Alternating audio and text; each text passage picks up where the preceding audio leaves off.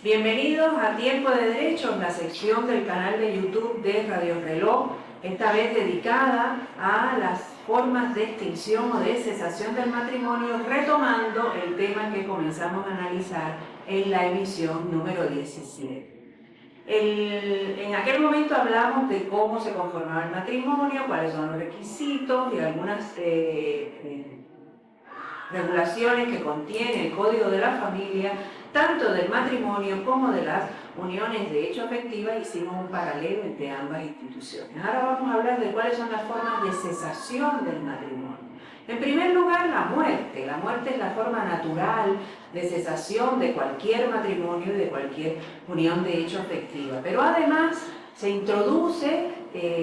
casi con efectos similares a la muerte las declaraciones judiciales de presunción de muerte cuando una persona desaparece, no se tiene constancia de su vida, y judicialmente, para que se produzcan todos los efectos que acompañan a la muerte de una persona, se produce una declaración judicial de presunción de muerte. Estos temas, pues bueno, por lógica casi todos en nuestro subconsciente sabemos cuáles son las consecuencias. Vamos a hablar sobre todo de la forma de disolución del matrimonio que tiene Cuba vigente desde el año 1918. En fecha tan temprana que parece muy cercana comparándola con la historia de la humanidad, pero es realmente bastante cercana en materia de evolución de determinados derechos, como es el de disolver el matrimonio. Ya Cuba tenía una ley que permitía desvincularse jurídicamente y dejar a ambos excónyuges en posibilidad de contraer nuevo matrimonio. Por ello, ha sido desarrollado a través de la historia, a través de causales de divorcio que ya en 1975 se eliminan para dar lugar a un matrimonio sin que haya que ventilar las causas que están detrás de esa disolución, y solo cuando ya no existe amor, cuando ya no existe posibilidad de seguir llevando adelante esa relación, pues se produce el divorcio. En Cuba, el divorcio hasta el año 1994 fue exclusivamente en el espacio judicial, es decir, solo se podían divorciar los cónyuges ante los tribunales a través de una sentencia de divorcio. Pero ya en este año se introduce el divorcio ante notario, es decir, el divorcio por vía notarial. Y siempre hubo ciertas reticencias porque no era el mismo espacio protector el que podían recibir las niñas y los niños como resultado, que hayan nacido como resultado de ese matrimonio en el ámbito judicial, que el que podían recibir en el ámbito notarial. El Código de la Familia lo que hace es recoger ambas posibilidades de divorcio y regula en un capítulo independiente el divorcio por vía judicial y el divorcio por vía notarial con idénticas consecuencias. El divorcio en sí mismo es la disolución del vínculo. Y eso produce efectos que llamamos en doctrina efectos definitivos, de carácter definitivo, que son en primer lugar la disolución del vínculo, en segundo lugar la liquidación del régimen económico que se hubiere pactado, es decir, la extinción del régimen económico que se haya pactado, sea de comunidad, sea de separación, o sea el régimen mixto que ambos cónyuges hayan pactado para disciplinar la vida económica de ese matrimonio, y la extinción de los vínculos sucesorios, es decir, ya no se va a heredar en calidad de cónyuges. Pero hay una serie de efectos definitivos, pero de carácter relativo, que están vinculados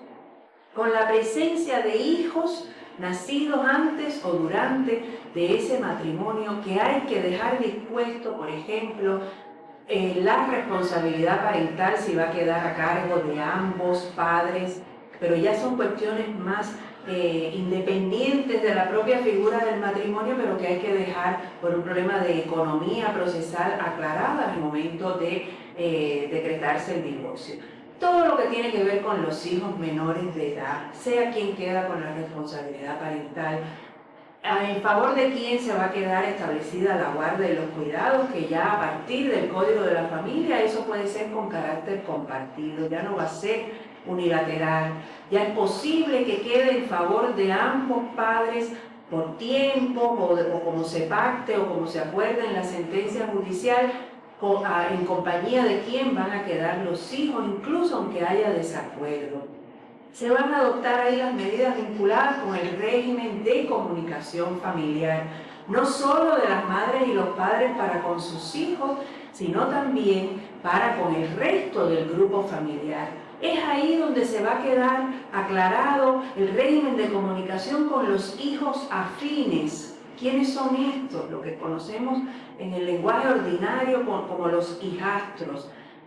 La persona llega a ese grupo familiar y ya su cónyuge tenía hijos de anteriores matrimonios y se crea una relación tan estrecha desde el plano afectivo que el código establece que una vez disuelta esa segunda, tercera unión, es necesario que se mantengan esos vínculos de afecto, de amor y de cariño que se sembraron, se cultivaron durante la vigencia de ese matrimonio para con los hijos que no son propios. Hoy,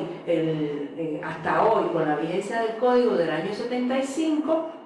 ese padrastro, esa madrastra, una vez disuelto el vínculo con la madre o el padre biológico de sus hijastros, no tenía posibilidad de comunicarse. Va a quedar también establecido todo lo referente al uso de la vivienda familiar. Si hay un cónyuge que queda en situación de desventaja en el espacio habitacional y es quien va a quedar con la guarda o los cuidados, es quien se queda al cuidado de hijos mayores de edad pero con alguna situación de discapacidad, el código dice que en esa sentencia de divorcio se establece el derecho real de habitación para quien necesite resguardarse desde el punto de vista habitacional hasta que se solvente su situación. Y además se introduce la novedad de que se van a pactar las condiciones del cuidado y la atención de nuestras mascotas. Nuestras mascotas son parte de nuestra familia y los conflictos, según mi experiencia profesional, a veces no son con quién se quedan nuestros hijos, sino con quién se van a quedar estas criaturitas que nos dan tanto amor y tanto cariño. También se va a determinar todo lo referente a la empresa familiar. Todos estos pequeños emprendimientos, pequeños y medianos emprendimientos van a ser, sobre todo,